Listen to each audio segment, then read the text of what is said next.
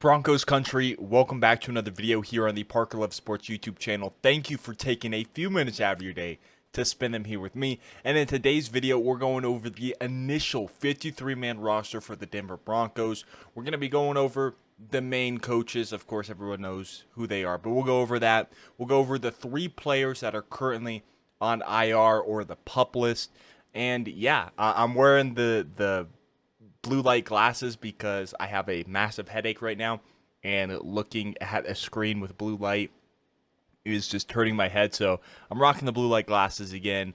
But yeah, in today's video, going over the initial 53-man roster. Let's go ahead and let's get started. If you do enjoy, make sure you leave a like and subscribe to the channel, as the support is greatly appreciated. I'm trying to reach 1,000 subscribers, so if you could help me reach my goal, that would mean the absolute world to me. And as always, before we get started, I just want to remind you that Jesus loves you. He died on the cross for your sins and was resurrected from the dead 3 days later.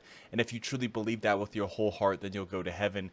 It's not how many times you go to church or do these good works or read the Bible. Yes, those things are important and we should want to do those things, but it's not what saves us. It's our faith and belief in Jesus because of his sacrifice on the cross. And it's important to me to share this message before every single one of my videos. It's an important message for me, and a lot of people aren't going to like it, but I don't care. Corey Flank, I'm going to share it before every single one of my videos. And with that being said, let's go ahead and let's jump straight into this video. So, first up, let's go ahead. Let's talk about the injured players here. If you guys can see here, let me turn off my camera real quick. The 3 injured players, the first one is Damari Mathis, cornerback. He's going to be going on short-term IR. He'll be eligible to return after week 4. Of course, he got hurt very early in preseason week 3. I do think it would have made the active roster had he not gotten injured, but we'll see. Then, of course, we got Drew Sanders on the PUP list, the former third-round pick back in 2023. I'm a big fan of Drew Sanders, and I think he's going to be a solid linebacker for us. It just really sucks he got injured before training camp, before, heck, even mini camp got started. He got hurt, and so it's very unfortunate. He can return later in the year, I believe, maybe week 17, 18, the playoffs if we make it there. We'll see, but, I'm hoping to see Drew Sanders again soon. It's tough that he's out, but hopefully Drew Sanders heals up quickly. And then Delaren Turner-Yell, the safety, is also on the physically unable to perform list. Someone who I think would have made the roster over Devin Key had he not been injured. That's my personal opinion. Of course, we'll never know. But yeah, I do think he'll make the roster. Of course, when these guys do come back, we'll have to activate them to the active roster, and we'll have to subsequently cut other players. But yeah, let's go ahead. Let's take a look here at the coaches. Of course, we have Sean Payton as the head coach. We got Joe Lombardi as the offensive coordinator, and Vance Joseph as the defensive coordinator.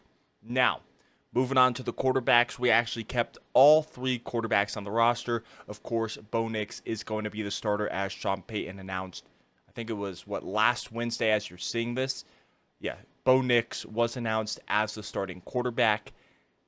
Zach Wilson is also on the team. In my opinion, I would prefer Zach Wilson to be the backup over Stidham. Look, Stidham, I don't mind Stidham. I think he's a good person. But in terms of who the backup quarterback should be, I like Zach Wilson, and I like the upside that he brings, the youth that he brings, the potential that he has. I think if Zach Wilson stays with the Broncos for the next few seasons, we sign him to a cheap extension contract, and then Sean Payton can develop him, and then he can go out and be a starter elsewhere.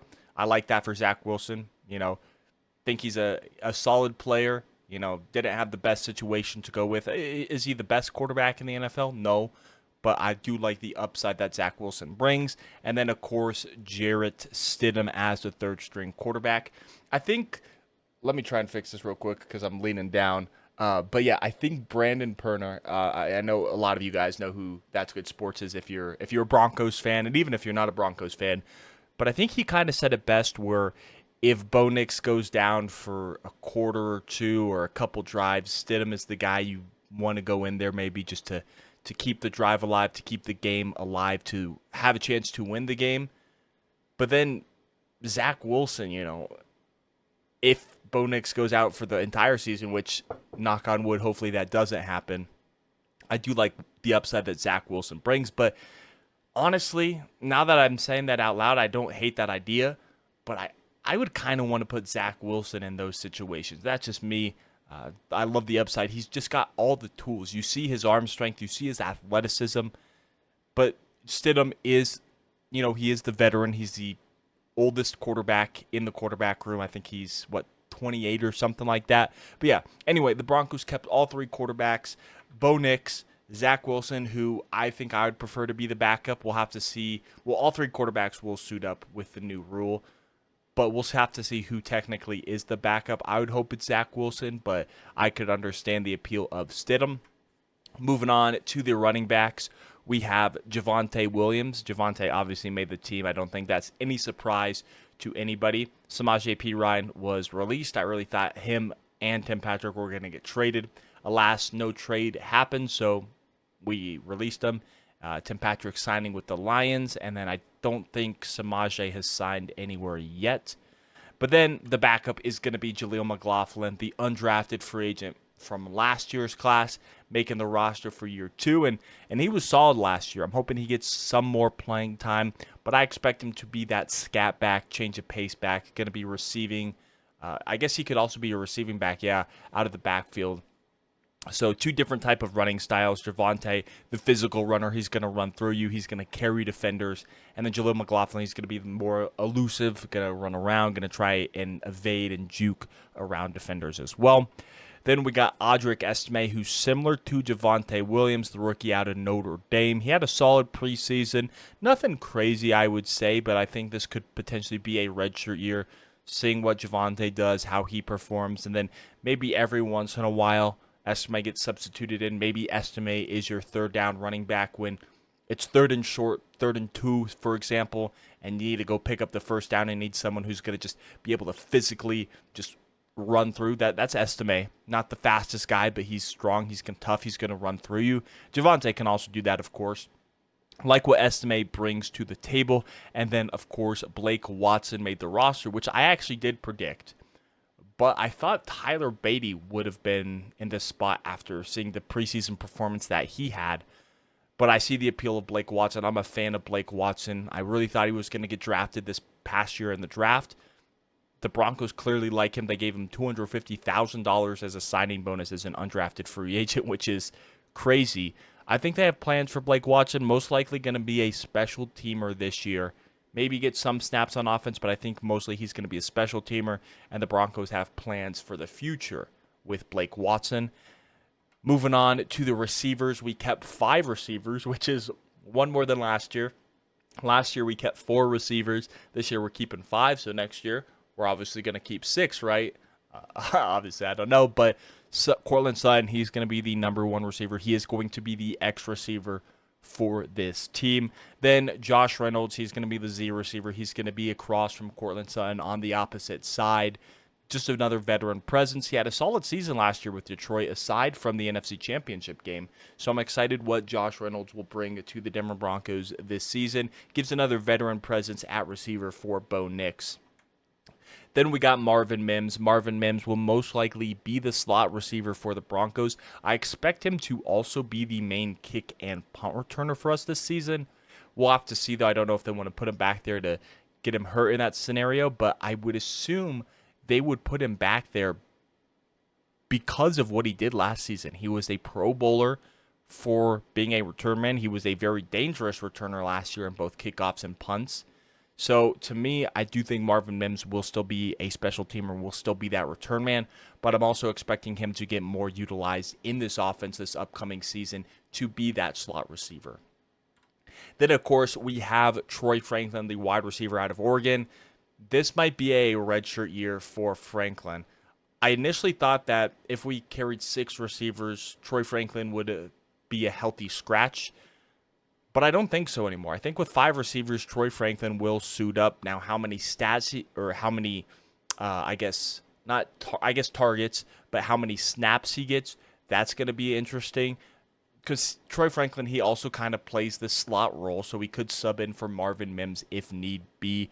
They'll go back and forth potentially. But Troy Franklin, early in camp, he struggled with catching, and then as camp went along, as he got used to the pace, he started to be able to catch again. I guess not catch again, but he started to get his hands more reliable. Uh, didn't he got one target actually in preseason week 1 against the Colts. Didn't get any targets in preseason week 2 against the Packers. And then in week 3 he got an end around handoff, and then he also got one target from Zach Wilson.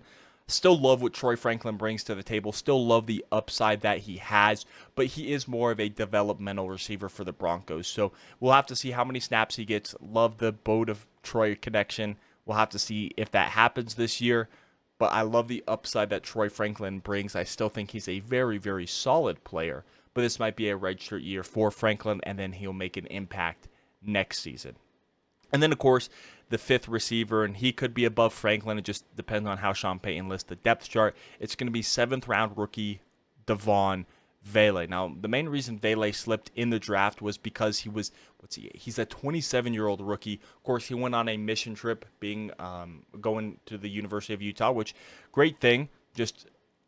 Obviously, he's on the older side for a rookie, being almost 27, or he is 27, and he'll be, 31 when he's due for his next contract, which you don't love to see. But with what I saw in the preseason, he's brought a lot of maturity to the Denver Broncos. He made a lot of contested catches for the Broncos, and I think he could be a playmaker for the Denver Broncos. He kind of has that physical stature. He's kind of like that Tim Patrick, funny enough, both from Utah. He's wearing 81, Tim Patrick's old number. So, yeah, it kind of reminds me of Tim Patrick, and the emergence of Vele could have been the reason that Tim Patrick was released from the squad. I am a bit surprised we didn't carry a 6th receiver. Really thought that Brandon Johnson would have made it, or even Little Jordan Humphrey would have made it, but none of them did. So, I'm not mad at this receiver room. I'm just a little surprised we only kept 5 receivers, but it's not the worst thing in the world because you can elevate players from the practice squad. I expect Little Jordan Humphrey to be on the practice squad. I expect, if no one picks him up, Brandon Johnson to be on the practice squad. I expect Jalen Virgil to be on the practice squad. Maybe Philip Dorsett, David Sills make it to the practice squad. There's options that the Broncos have had to potentially sign to their practice squad and then elevate to the active roster later if need be. Moving on to the tight ends, I actually did 2 times. Sorry for that, but the number 1 tight end in my mind has to be Greg Dulcich. When he's on the field, he is a playmaker. He is that vertical threat. He's a speedy tight end, and he is going to be effective in the receiving game. Now, Dulcich does struggle as a blocker, not the greatest blocker. Now, maybe he's improved on that during the offseason, but isn't the greatest blocker at the tight end position. He's mostly going to be a receiving threat at the tight end position, and I think that's kind of how Sean Payton, there's multiple tight ends. We have multiple tight ends. Greg Dulcich is mostly going to be a receiving threat at tight end. Adam Troutman, he's going to kind of be that hybrid guy. He's going to block. He's going to be a receiver. Doesn't excel at both to this elite status, but, he's solid at both blocking and being a receiver. Then we got Lucas Kroll, who kind of the same thing as Troutman. I know a lot of Broncos fans are high on Lucas Kroll, thinking he could be our tight end of the future. And honestly, I would love that if he was. But in my mind, I think he's more of a tight end 2 type of role. But love what Lucas Kroll brings to the table for the Denver Broncos. And then Nate Atkins made the roster. I didn't think we were going to keep more than 3 tight ends. But with us cutting Michael Burton, I do think that Nate Atkins is going to double as a fullback. I think he's going to play that Andrew Beck role that we had before Sean Payton came in. He's going to be a tight end, but he's also going to be a fullback. That's what I expect Nate Atkins to be for this team. Then, moving on to our offensive tackles, we have Garrett Bowles, who will be our starting left tackle for the season. That should be no surprise. It also should be no surprise that Mike McGlinchey is going to be the starting right tackle for this season. Then, we got Alex Palkowski. He's going to be our swing tackle, undrafted free agent last year out of the University of Illinois. Got hurt and I believe went on IR after the preseason, but the Broncos love what they have in Palkowski. Struggled a little bit this preseason, so hopefully he can develop more. But I'm not mad at this. I thought Alex Palkowski should have been our swing tackle because out of all the other tackles, I thought that Palkowski played the best. Then we got Matt Pert, who was a undrafted or I can't remember if he was an undrafted free agent. I believe he was drafted by the Giants out of, what was it, the University of Connecticut. But he hasn't been the greatest. It wasn't super great with the Giants. Struggled in the preseason, but we are keeping him around for now on the active roster. And then Frank Crum as well, the undrafted free agent out of the University of Wyoming. They had a special on him if you were watching the Combine.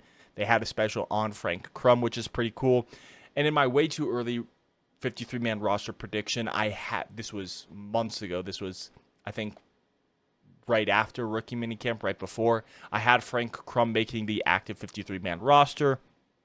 And then a lot of you guys commented, like, I like Crum, but still needs to develop, maybe a practice squad guy. And then after watching him throughout camp and in the preseason, I was like, okay, yeah, I see that. I think he's probably going to be a practice squad guy. But he makes the active roster, which I'm not mad about. I love the upside that he has, and I think that he has the opportunity to develop into a solid tackle, or maybe just a potential swing tackle, a guy you need to play if one of your tackles goes down for a couple games.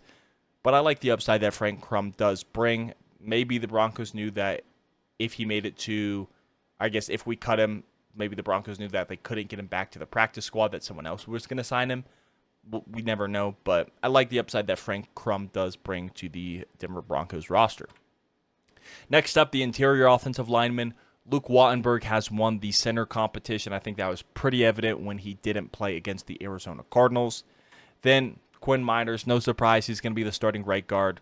Our best offensive lineman, in my opinion, our second best player on the entire roster, if you were to ask me. And then we've got Ben Powers, who's going to be the starting left guard for the Broncos. That should be no surprise. And then Alex Forsyth. He is the only other guy who made it. I thought Sam Mustipher was going to make it. I thought there were some other guys who had the chance to make it. But it's Forsyth. He's not only going to be the backup center, but he's also going to be a backup guard. He played both in the preseason, I believe. So he's going to be the backup to Luke Wattenberg and Quinn Miners and Ben Powers. So if one of those goes down, Forsyth will be the replacement to fill in. But expect a couple guys to be on the practice squad. Sam Mustipher, if he doesn't get signed elsewhere, just look for the interior guys, because if multiple of these guys go down, we need to have the depth to fill in to replace them, which hopefully that doesn't happen. But yeah, I would expect to look at the interior guys, centers, guards that the Broncos are going to sign for depth to the practice squad. Next up, the interior defensive line. Zach Allen, he's going to be a starter, no question about it. Started off slow last year, really ramped up his production. He's going into year 2 with the Broncos, but it's not year 2 under Vance Joseph's scheme, as he was with him in Arizona. Then, of course, we got John Franklin Myers, who we acquired we acquired during the draft. Big upgrade. One of my favorite moves we've made all offseason was acquiring John Franklin Myers to solidify that interior defensive line. He's not only going to help us stop the run, which we struggled at last year, but he's also going to help provide that interior pass rush to obviously pressure the quarterback up the middle. So you want the edge pressure, obviously, but you also want pressure up the middle on the quarterback. He is going to provide that. Then we got DJ Jones. He's going to be our nose tackle, and Jones, he's going to be that run stopper, going to eat up gaps, going to help stop the run. Isn't that much of a pass rusher, but he is going to help stop the run. Maybe he's regressing a little bit, but I still think he's a solid player. Of course, he is in a contract year, so I don't know if we'll bring him back at the end of the season, but he's going to help us stop the run more than anything. Then we got Ioma Uwazurike, who obviously was suspended last year. Last year would have been his second season, but got suspended due to gambling, has come back. George Paton said in his press conference today that Uwazurike learned from his mistakes, and he's a really talented player. He's got a lot of upside. Didn't really get to see that. We didn't get to see that last year, obviously, because of the suspension, but I like what Uwazurike brings to the table for the Broncos. Then we got Malcolm Roach. He's going to be that depth guy, but he's a run-stopping specialist. If you need someone to stop the run, you're going to sub in Malcolm Roach. If it's going to be a 3rd and short, expect Malcolm Roach to be in there to stop the run, because that is what he specializes at. Then we got Jordan Jackson. He makes the roster. I think it was 2 years he was on practice squads out of Air Force, and he finally makes the active roster. He had himself a heck of a third preseason game, and that could have solidified the deal, and I think it did solidify the deal of him making the active roster. So good for Jordan Jackson, a depth guy who the Broncos added out of Air Force, so still here in Colorado because that's where the Air Force Academy is. But good for Jordan Jackson for finally making the active roster. Moving to the edge position, this is no surprise. I think we all really predicted the guys who were going to make it. It's Baron Browning, high upside guy, high motor guy, in a contract year, so we'll have to see what he does. We got Nick Bonito, someone who I am looking forward to seeing this season. Was a pass rush specialist coming out of the draft, and you really saw that on tape. Get the ability to get to the passer, needed to work on his run defending, and he's kind of ramped that up. He's starting to look like a really, really good player. I love the ceiling that Bonito brings. I think that he has a chance to be our potential edge one of the future, but if not, I think he's going to be a very high upside number 2 edge rusher for the Broncos. Then we got Jonathan Cooper out of Ohio State, another contract year. Love him as a potential number 2 edge rusher or number 3 edge rusher. With all the rushers that we have, expect it to be a rotating door. Or I guess not a rotating door, but expect a lot of rotation guys to sub in and out, give each other breaths. It's going to be a rotation of these guys, and Jonathan Cooper is a very solid number 2, number 3 edge rusher for the Broncos.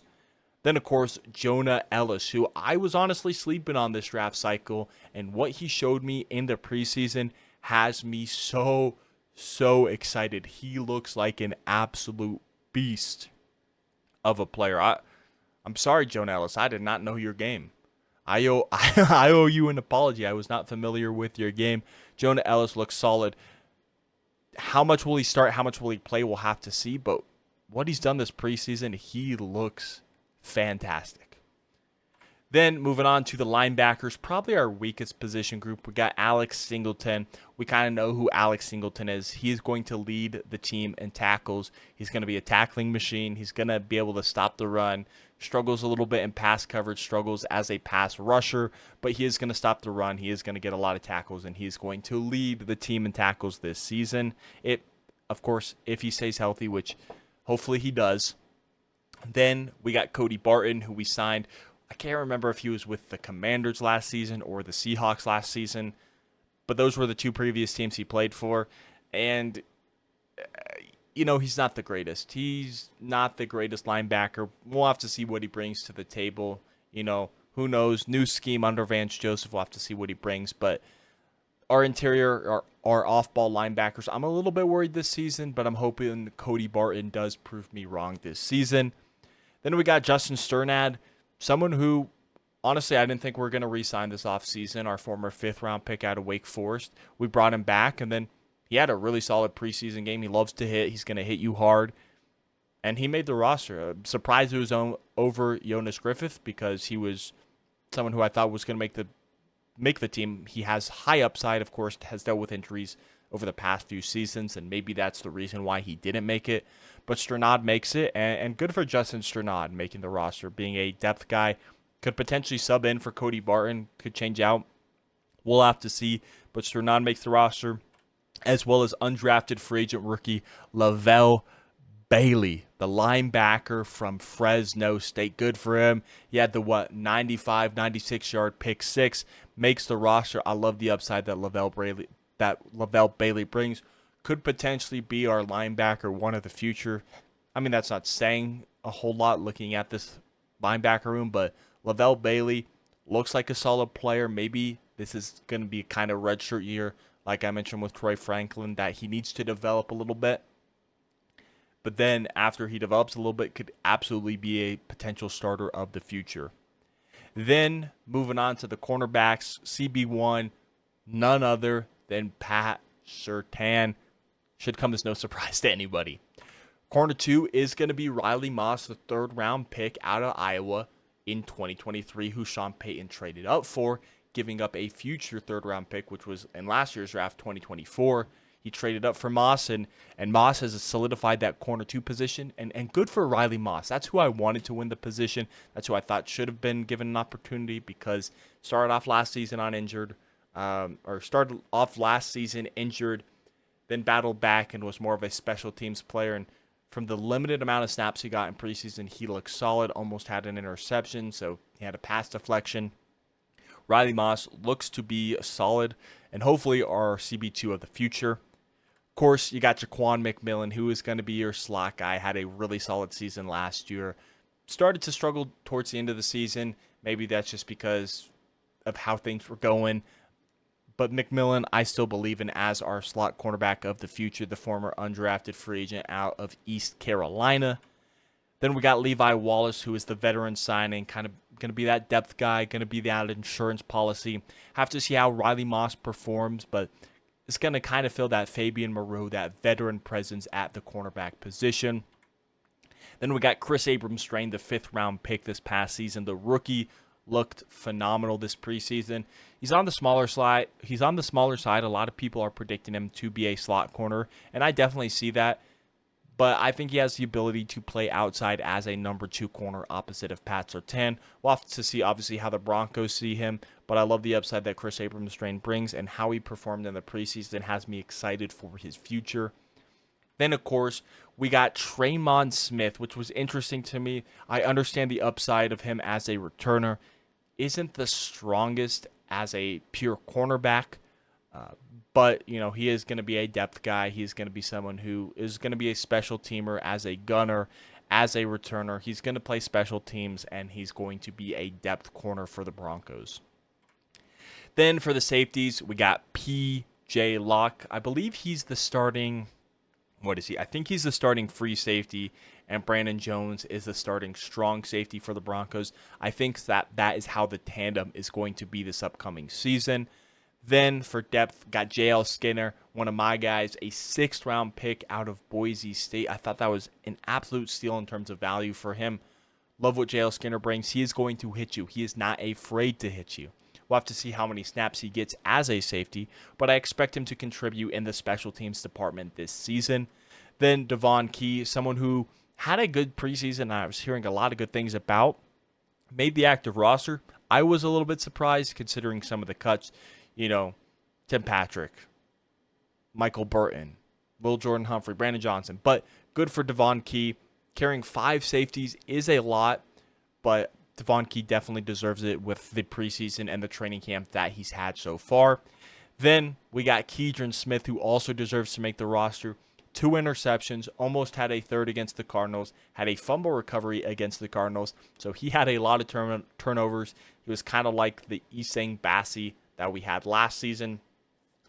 We had Isang Bassi last season who had a pick in every single game. Almost had that, had a turnover in every single one of his games this season. Absolutely deserved to make the roster. I thought he was going to make it. Now it's going to be tough. When Delaren Turner-Yell returns from injury, who's going to get cut? I would probably say Devon Key, but I don't know. We'll have to see. Those are the safeties for the Broncos. Then moving on to the specialists, real quick, it's going to be Will Lutz, the kicker. That should come as no surprise to anybody. Riley Dixon as the punter. He beat out Trenton Gill, which with how things were looking, how many more opportunities Riley Dixon got, and then the quality of punts between each punter, I thought Riley Dixon should have won the competition. And then for the long snapper, that is going to be Mitchell Fraboni. But thank you all so much for watching. Make sure you do leave a like and subscribe to the channel if you are brand new. And the support is greatly appreciated. Like I mentioned at the top of the video, I'm trying to reach 1,000 subscribers. So if you could help me reach that goal, that would mean the absolute world to me. Thank you so much for watching. My name is Parker, and I will catch you in the next one. Peace out.